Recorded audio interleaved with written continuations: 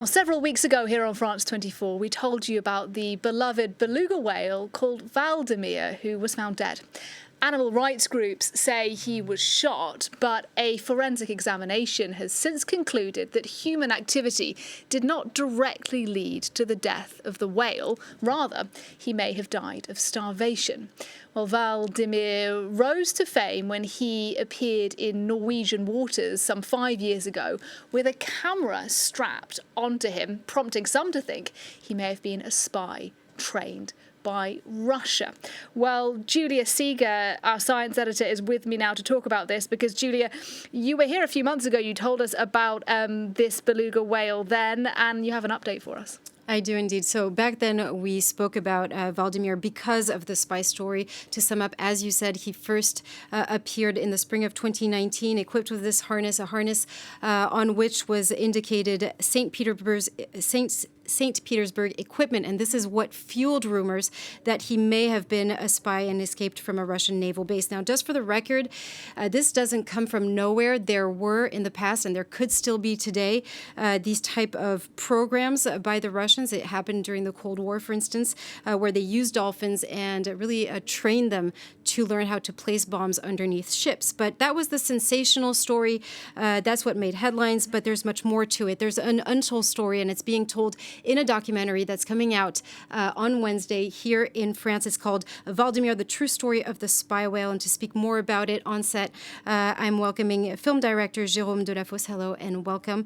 And Fabrice Schnoll, you're an engineer, a biologist, and a pioneer in VR and the founder of Click Research. Hello and welcome to you as well. Now, the documentary actually tells the story of your encounter with Hvaldimir as a scientist. Now, you have dedicated your whole life to trying to decipher a little bit better the language of dolphins and whales. So we can just imagine when you discovered this whale on social media who was looking to have an interaction with humans, that he was perhaps the key to the mystery you were trying to unlock. Yes, in fact, deciphering whale language, or even just prove there is a whale language because we are not sure of it, is incredibly difficult. In fact, you cannot just observe it from outside and try to make a dictionary of their language, speak of some sounds. You need some kind of collaboration. In fact, if you are going to China to learn Chinese, you need to have a Chinese friend and, talk to each other. So close interaction. Yeah, exactly, collaboration. And it's incredibly difficult because these animals are very elusive. You go in the ocean, they go for 10 seconds, 1 minute, 2 minutes. And most of the time, they don't make sound, Or you have the captive one, but, they have the captive one. They were born in pools. This time, you have a whale that was born in the wild, that knows the code of his language, and also that wants to spend time with humans. And that's unique. So, Jérôme, you're the director of the documentary. You knew Fabrice from before, from another ocean adventure. What intrigued you here with this beluga? Why did you meet up with Fabrice, and why did you want to film this? Yes, first I met Fabrice years ago, and I was really highly seduced by his personality and his research. He's kind of a rocket scientist, which I like very much. And when I heard about Hvaldimir, as millions of people around the world, I was... It was a sensation on social media. Yeah, that was huge. And I just saw that a few weeks after that Fabrice was there with the beluga whale. So it was really amazing. But at that point, I didn't see what I could do, as a documentary filmmaker. I mean, everything was told about Hvaldimir. So when I started... seeing Fabrice again, I realized what he was working on. And the potential of it. Yeah, and it's a unique story. I mean, it's a once-in-a-lifetime topic for a documentary. Now, let's talk about this very first encounter. We see it in the documentary. It's quite amazing. Perhaps walk us through what happened. You were there in the region, not to see him, to study orcas, but out of nowhere, here comes Hvaldimir. Yeah, he was sighted some 200 or 300 kilometers from our place, and there was no way we're going to make this distance with our boat. And one day, it just popped up in front of us, like by magic. And with a very, very cooperative behavior. He just came to play with us. He Basically, played catch with the ball. We Yeah, see it exactly. in the pictures here that are on the screen. Yeah, but there's a little story behind the story. In fact, the crew was making a party because they just won. It was South African people that just won the World Cup of rugby. And I think the beluga just saw that, all these people happy. He just wanted to be part of it, because they have this ability, the whale, to feel our emotions and to want to have this emotion with us. And the day after, we came back with the same ball, and there was no party.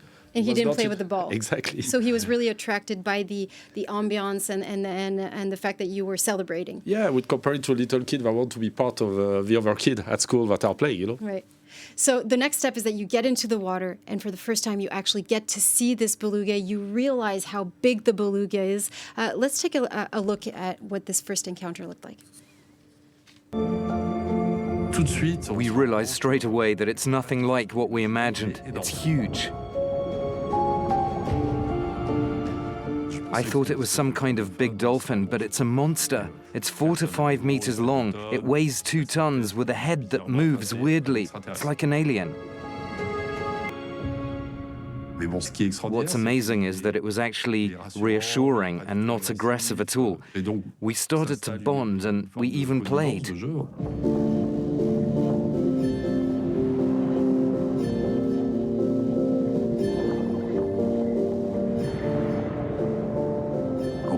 At one point, we saw it trying to take the cameras, so we had to grab them back because it could easily have stolen our cameras.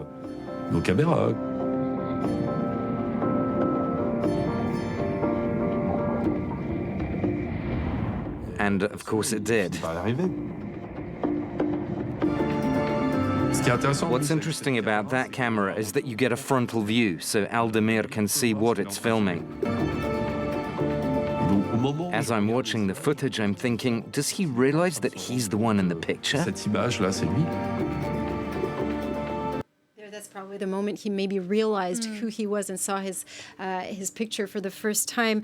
Fabrice, as a scientist, as I said, you were looking to decipher, know a little bit more about the language of whales. But when you encountered Hvaldimir, he was actually quite mute. He didn't make a lot of vocalization, maybe because he was trained to be a spy. That we won't really know the end of that story. But he actually made a first sound when he was badly injured, and that's when you really started being able to record his vocalizations. And what did you learn from that? I think it's always the same. You need to make this animal understand what you want to do, and then they can join you and collaborate on this. And I found recently with dolphin that they use them like us, and this is something that was scientifically proven like 8 years ago. And they use it with other dolphins. What I did, I just show that they use it with us also. And then when you repeat their name to these animals, they are just amazed. You say, wow. And they start to talk, So you made him listen to his own name. Exactly. So if you find the good dolphin, you said his name, and it's the same if a dolphin come to you and say, Juliette, you will be, wow. I would be indeed quite amazed. Exactly. We can actually listen in, Nadia, if I may. We can listen in to the name of Hvaldimir in beluga language. Let's take a listen.